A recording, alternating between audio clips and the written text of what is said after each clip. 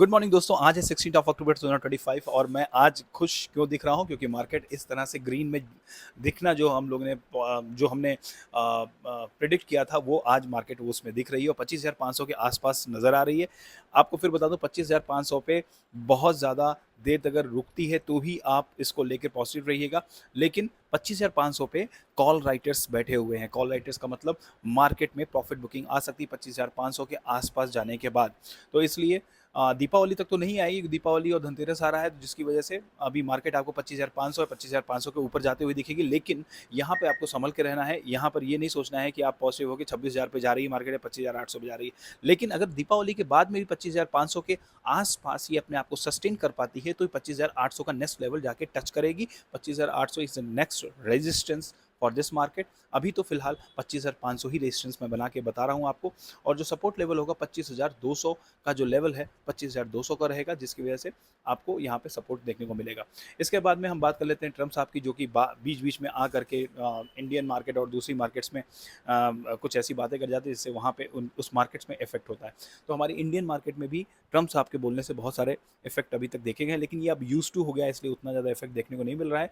FIS ने भी अपनी कैश बाइंग शुरू कर दी है, डीआईएस तो लगातार खरीद ही रहे हैं, लेकिन 25,500 पे प्रॉफिट बुकिंग भी देखी जा सकती है, आने वाले टाइम में देखी जाएगी।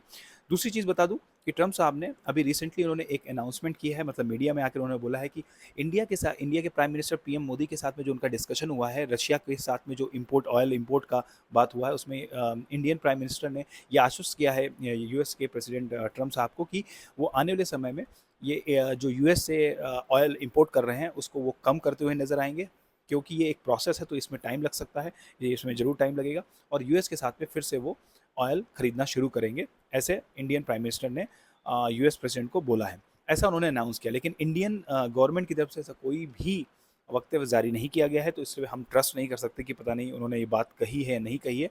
और दूसरी चीज़, इसके साथ में ट्रम्प ने ये भी जोड़ा है कि इंडिया के साथ में चाइना भी रशिया के साथ में किसी भी तरह का ट्रेड करना कम करे या बंद करे, जिससे कि रशिया के ऊपर रशिया और यूक्रेन के बीच में जो वॉर चल रहा है उसको रोके जाने का एक प्रेशर बनाया जा सके।